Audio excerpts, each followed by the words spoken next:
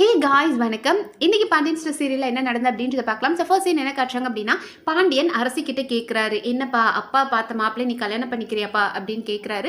So Gomathi அதுக்குள்ளே திட்டுறாங்க, ஏய் என்னடி ஏதாவது பேசுடி, உன்னோட லைஃப் நல்லா ஒருத்தங்கிட்ட ஒருத்தனை கல்யாணம் பண்ணி கொடுத்து நாங்கள் நிம்மதியாக சரி நல்லா இருக்கு பிள்ளை அப்படின்னு நினச்சி சந்தோஷப்படணுமா, இல்லை வாழ்க்கை ஃபுல்லாக உன்னை நினச்சி நாங்கள் வருத்தப்படணுமா, சொல்லுடி ஏதாவது அப்படின்றாங்க. அப்போ பாண்டியன் இரு கோமதி திட்ட அதை பிள்ளை பேச விடு அப்படின் போது அரசி சொல்கிறாங்க, அப்பா நான் பெரிய தப்பு பண்ணிட்டேன், மறுபடியும் நான் அதை தப்பு பண்ண மாட்டேன், நீங்கள் யாரை சொன்னாலும் நான் கல்யாணம் பண்ணிக்க ரெடியாக இருக்கேன்ப்பா அப்படின்றாங்க. ஸோ இந்த இடத்துல அது நம்மளோட ராஜி ஆகட்டும், மீனாவாகட்டும், தங்கமயில் எல்லாருக்குமே என்ன ஒருத்தம்னா சின்ன பொண்ணு அவள் படிப்பை நிறுத்தி கல்யாணம் பண்ணணுமான்ற ஒரு வருத்தம் இருக்குது. ஸோ மீனா கேட்குறாங்க, மாமா இருந்தாலும் படிப்பு அப்படின் போது, இல்லைப்பா எனக்கு புரியுது, ஆனால் அவள் படிக்கணும் அப்படின்னா கல்யாணத்துக்கு அப்புறம் அக்கா மாமா மாப்பிள்ளை என்ன முடிவு பண்ணுறாங்களோ அதை வச்சு அவள் படிக்கிறதும் படிக்காதும் இருக்கட்டும்ப்பா, அதை பற்றி இப்போ பேச வேணாம் அப்படின்றாங்க.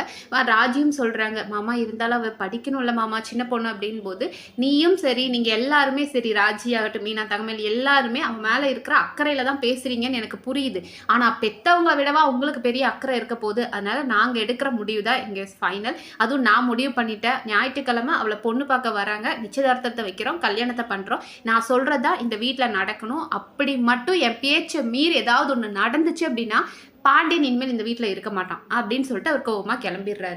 அண்ட் அடுத்த சீனில் என்ன காட்டுறாங்க அப்படின்னு பார்த்தோன்னா, நம்ம அரசி ரொம்ப சோகமாக வெளியே போய் உட்காந்துருக்குறாங்க.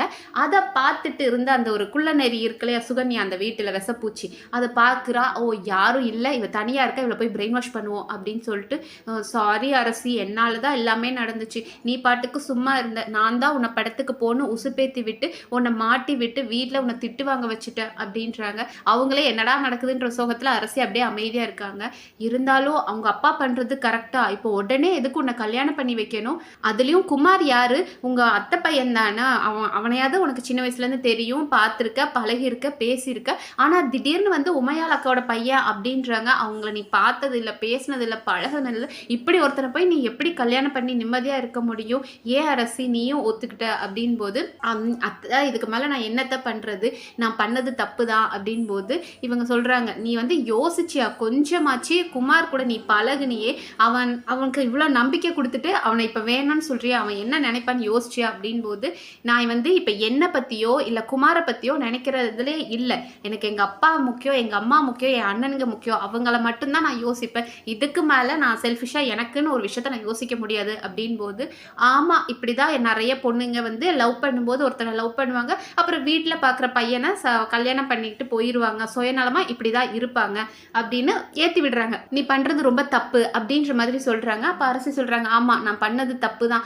அவங்க என்கிட்ட ஆரம்பத்தில் வந்து அவர் பேசும்போதே நான் வந்து வீட்டில் சொல்லியிருக்கணும், அதை அப்போவே முடிச்சு விட்டுருக்கணும், நான் பேசியிருக்கக்கூடாது, அவர் கொடுத்த பொருளை வாங்கியிருக்கக்கூடாது, அவருக்கு நம்பிக்கை கொடுத்துருக்கக்கூடாது, இதெல்லாம் நான் செஞ்ச தப்பு தான், இதுக்கு மேலேயும் நான் அந்த தப்பு செய்ய விரும்பலை அப்படின் போது, அரசி அதனால என்ன அரசி, அப்பா அம்மா இப்படி தான் வந்து ஏதாவது கௌரவத்துக்காக ஏதாவது பேசதான் செய்வாங்க, ஆனால் நீ அப்படி இருக்காத, நீ வந்து அவனை எப்படியாவது எப்பேற்பட்டாவது நீ வந்து குமார கல்யாணம் பண்ணிக்கோ, அதுதான் உனக்கு நிம்மதியான வாழ்க்கையா இருக்கும் அப்படின்னு இவங்க பேசிட்டு இருக்கிறத கரெக்டா நம்ம மீனா பார்த்துடுறாங்க. நானும் பல நாளா யோசிச்சிருக்கேன், இந்த குடும்பம் கூட்டம் கூட்டமா எப்போதும் சுத்துவானுங்க, இந்த அரசியும் நம்ம சுகன்யா பேசும்போது மட்டும் இந்த கூட்டம் எங்கடா போகுது அப்படின்ற மாதிரி யோசிச்சிருக்கேன். பட் அதே மாதிரி இன்னைக்கு கரெக்டா நம்ம மீனா அதை பார்த்துட்டாங்க. இவங்க ரெண்டு பேரும் பேசுறத பார்த்ததுமே செம்ம டென்ஷன் ஆயிட்டாங்க. மீனா ஏங்க என்னங்க சொல்லி கொடுக்குறீங்க அப்படின்னாங்க. இவ்வளவு நாள் அத்தை அப்படின்ற ஒரு மரியாதை இருந்தது, அந்த மரியாதையை சுகன்யாவே கெடுத்துட்டாங்க. ஏங்க அப்படி பண்ணிட்டு இருக்கீங்க அப்படின்ற மாதிரி லெஃப்ட் அண்ட் ரைட் வாங்கிட்டாங்க மீனா. உடனே அவங்க இருந்துட்டு, இல்ல நான் எதுவும் ஒன்றும் சொல்லலை அப்படின் போது, என்ன நீங்க சொல்லலை, நீங்க பேசினதான் நான் கேட்டுட்டு இருந்தேனே, அவனை எப்பேற்பட்டாவது கல்யாணம் பண்ணு அப்படின்னு சொல்றீங்க, நம்ம அரசி சின்ன பொண்ணு தெரியாம ஒரு குழிக்குள்ள விழுந்துட்டு அப்படின்னா நம்ம தான் கை கொடுத்து தூக்கி விடணும், அதை விட்டுட்டு அந்த குழியை பெருசாக்கி இல்லை அந்த குழிக்குள்ளேயே அவளை தள்ளி விட பாக்குறீங்களா, அவன் என்ன நல்லவனா, அவன் குடும்பம் எப்படிப்பட்ட குடும்பம், நம்ம காலையில இருந்து நைட்டு வரைக்கும் நம்ம குடும்பம் அழியணும்னு நினைச்சிட்டு இருக்காங்க, நம்ம கூட எப்படி சண்டை பிடிக்கணும்னு நினைச்சுக்கிட்டு இருக்காங்க, அதுலயும் அந்த அவன் எப்படிப்பட்டவன், அவனுக்கு வந்துட்டு எங்களை கடத்திருக்கா, அவன் சரியான ரவுடி பையன், எங்களை கடத்திருக்கா, இவங்களெல்லாம் பசங்களெல்லாம் போட்டு அடிச்சிருக்கான், அப்படிப்பட்ட ஒரு பொறுக்கிக்கு போய் அவளை கல்யாணம் பண்ணி கொடுக்க சொல்றீங்களா அப்படின் போது, இப்போ இதில் என்ன தப்பு இருக்கு, அவளுக்கு பிடிச்சுதானே ரெண்டு பேரும் லவ் பண்ணியிருக்காங்க, ஏன் நம்மளோட கதிர் ராஜும் தான் கல்யாணம் பண்ணிட்டு வந்தாங்க, நல்லா தானே இருக்காங்க அப்படின் போது, கதிர் ராஜினா கதிரும் இவனும் ஒன்னா, இவன் எப்படிப்பட்ட பொறுக்கி, அவனை போய் நம்ம அரசிக்கு கல்யாணம் பண்ணி வைக்கணும்னு நினைக்கிறீங்களா, இப்படிலாம் நீங்க பேசுற வேலை வச்சுக்காதீங்க. ஆமா எனக்கு ஒரு டவுட் இருக்கு, நீங்க ரெண்டு பேரும் அடிக்கடி தனியா பேசுறதை நான் பார்த்திருக்கேன், அதாவது அரசி அண்ட் சுகன்யா ரெண்டு பேரும் தனியா பேசுறது மீனா ஆல்ரெடி ஒரு இவர் பார்த்துருக்காங்க இல்லையா, அதை கேட்குறாங்க. நீங்கள் சொல்லுங்கள், உங்களுக்கு இப்போ தான் வந்து நீங்கள் இவர்கிட்ட இதை பற்றி பேசுகிறீங்களா, இல்லை இவங்க லவ் பண்ணும்போதே தெரிஞ்சு நீங்கள் அதுக்கு சப்போர்ட்டிவாக நின்னீங்களா அப்படின்ற மாதிரி செம்மையாக அவனை கேள்வி கேட்டதும், ஏய் என்ன மீனா நீ இப்படிலாம் பேசுகிற, நான் ஏதோ அவன் நல்லா இருக்கணும்னு தான் சொன்னேன் அப்படின் போது, இங்கே பாருங்க நீங்கள் நல்லா இருக்கணும் அவங்கள பற்றி நினைக்கவே வேண்டாம், அரசியை பற்றி அவங்களுக்கு அப்பா அம்மா இருக்காங்க, அத்தை மாமா அவளுக்கு எது நல்லதோ அதை செய்வாங்க, நீங்கள் இதில் எதுவும் தலையிடாதீங்க அப்படின்னு சொல்லிட்டு, அரசி நீ வா அப்படின்ற மாதிரி இவகிட்டலாம் ஒரு ஆளுன்னு இவட உட்காந்து பேசிட்டு இருக்கேன்ற மாதிரி மீனா அவங்கள இழுத்துட்டு போயிடுறாங்க. ஸோ இங்கே சம்பவம் முடிஞ்சிருச்சா, இனி அடுத்த இடத்துல சம்பவம் வாங்குறதுக்காக இந்த சகுனி அங்கே அடுத்ததா சக்திவேல் வீட்டுக்கு போகிறாங்க. சக்திவேலை பார்த்தா கூலாக உட்காந்து கணக்கு பார்த்துட்டு இருக்கிறாரு. என்ன மாமா நீங்கள் உட்காந்து கணக்கு பார்த்துட்டு இருக்கிறீங்களா, அங்கே குடும்பமே பத்திட்டு எரியுது, இங்கே நீங்கள் ஜாலியாக பார்த்துட்டு இருக்கீங்களா அப்படின் போது, ஆமாம் என்ன நடக்குது அவங்க வீட்டில், மானஸ்தங்களாம் என்ன பண்ணுறாங்க அப்படின்னு சக்திவேல் கேட்குறாரு. இருங்க இருங்க குமாரை கூப்பிடுங்க அப்படின்னு சொல்லிட்டு குமாரை கூப்பிடுறாங்க.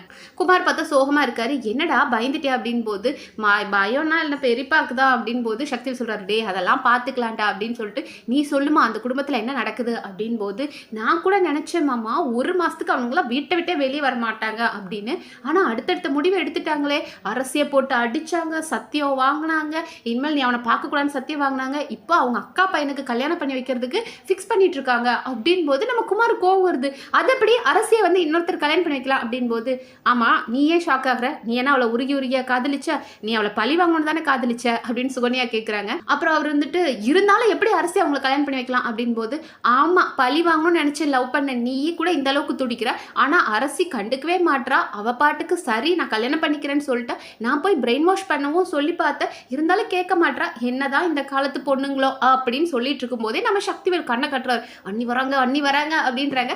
அது தெரியாமல் இந்த லூசு சுகன்யா உளறிட்டு இருக்கிறது கரெக்டாக நம்மளோட வடிவு பார்த்துடுறாங்க. வடிவுக்கு தெரிஞ்சு போச்சு, ஓ அங்கே நடக்கிறது இங்கே வந்து சொல்கிறா அப்படின்ட்டு.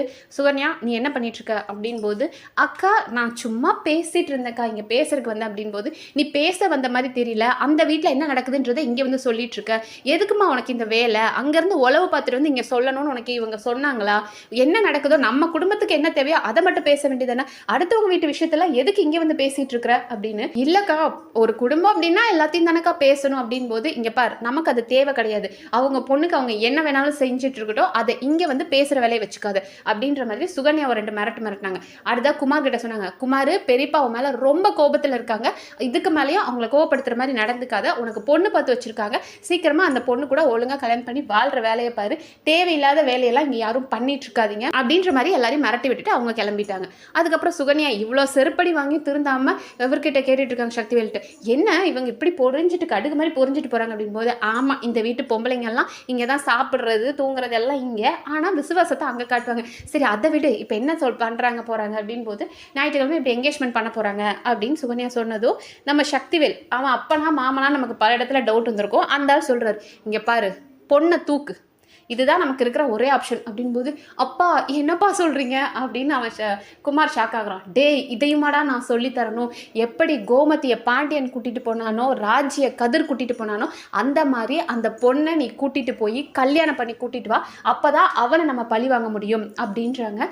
ஸோ அப்படியே அது சக்திவேல் ஆகட்டும், அது குமார் ஆகட்டும், இல்லை சுகன்யாவாகட்டும் அப்படியே ஷாக்கில் இருக்காங்க. இதெல்லாம் நடக்குமா மாமா அப்படின்னு சுகன்யா கேட்குறாங்க. அதெல்லாம் நீ தான் பண்ணணும், எப்படியாவது அந்த பொண்ணை கூட்டிகிட்டு போய் இப்போ இழுத்துட்டு ஓடி போய் கல்யாணம் பண்ணு, ஓடி போய் கல்யாணம் பண்ணு அப்படின்றது தான். டே நீ எல்லாம் அப்பனாடா அப்படின்ற மாதிரி இருக்கு, என்ன குடும்படா இது. ஸோ இந்த பிளானை அவங்க பண்ணிட்டு இருக்காங்க. அண்ட் அடுத்த சீனில் என்ன கட்டுறாங்க அப்படின்னா, நம்மளோட மீனா அண்ட் செந்தில் தான் காமிக்கிறாங்க. ஸோ அவர் வந்துட்டு நம்ம வருத்தப்படுறார் செந்தில், ஏன்னா லவ் பண்ணுறது தப்பு, அப்போஸ் பண்ணுறாள் நான் கிடையாது, ஆனால் நல்லவனாக இருந்தால் நம்மளே சரின்னு சொல்லியிருப்போம், அவன்லாம் ஒரு கடைஞ்செடுத்த பொறுக்கி, அவனை போய் இவளுக்கு எப்படி பிடிச்சிருக்குன்னு எனக்கு தெரியல, சின்ன வயசுலேருந்து அவனை பார்க்குறா, அவன் எப்படிப்பட்ட பொறுக்கின்னு தெரிஞ்சு எப்படி போய் விழுந்தான்னு தெரியலையே அப்படின்ற மாதிரி அவர் சொல்கிறாரு.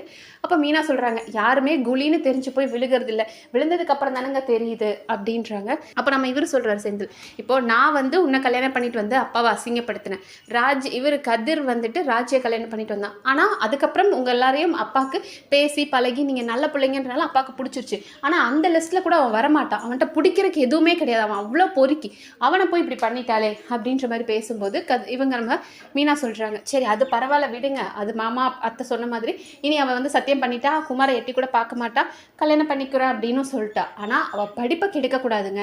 பொண்ணுங்களுக்கு படிப்பு ரொம்ப முக்கியம். அவள் படிப்பை நம்ம அப்படி ஸ்பாயில் பண்ணிடக்கூடாது அப்படின் போது, என்ன பண்ண சொல்கிற, இவ்வளோ தூரம் போனதுக்கப்புறம் எப்படி இவங்க அனுப்ப முடியும் அப்படின் போது, அதான் அண்ணன் தம்பிங்க 3 பேர் இருக்கீங்க, அவளை காலேஜ்க்கு கூட்டிகிட்டு போகிறது கூட்டிகிட்டு வர்றது எல்லாம் நீங்கள் பார்த்துக்கோங்க, கஷ்டம்தான். அவளை அப்படி பார்த்து கூட்டிகிட்டு வர்றது கஷ்டம்தான். ஆனால் அவள் படிப்பை கெடுக்கக்கூடாது. பொண்ணுங்களுக்கு படிப்பு ரொம்ப முக்கியம். சரி, இந்த சீரியலில் ஏதோ ஒரு நல்ல மெசேஜ் சொல்கிறாங்க, அதுதான் கொஞ்சம் நல்லா இருந்தது. பொண்ணுங்களுக்கு படிப்பு முக்கியம். ஸோ அவளை நம்ம பொறுப்பாக பார்த்து அவளை எப்படியாவது காலேஜ் கூட்டிகிட்டு போய் அவளை டிகிரி முடிக்க வைக்கணும். ஏன்னா நாளைக்கு ஒரு காலத்தில் அவள் படிக்கலன்னு நினச்சி வருத்தப்பட்டக்கூடாது. அதனால் அவளோட படிப்பை மட்டும் ஸ்பாயில் பண்ணாமல் அவளை எப்படியாவது படிக்க வச்சிடணுங்க அப்படின்னு மீனா ஒரு நல்ல அட்வைஸை கொடுக்குறாங்க. சரி, நம்ம அதை வந்து நாளைக்கு பார்ப்போம். நீங்கள் தான் வந்து மாமாட்ட இதை பற்றி பேசணும். அண்ணன் தம்பிங்க 3 பேர் இருக்கீங்க, அவளை கூட்டிகிட்டு போய் அவளை சேஃபாக கூட்டிகிட்டு வாங்க, நம்ம இதெல்லாம் பார்த்துக்கலாம், இதை நினச்சி நீங்கள் கவலைப்படாதீங்க அப்படின்ற மாதிரி மீனா சொல்கிறாங்க. அதோட இன்றைக்கி எபிசோட் முடிச்சிட்டாங்க. ஸோ பாப்போம் நாளைக்கு எபிசோடில் வேறு என்னென்ன இன்ட்ரெஸ்டிங்காக நடக்குது அப்படின்றத அடுத்தடுத்த வீடியோவில் பார்க்கலாம். நன்றி.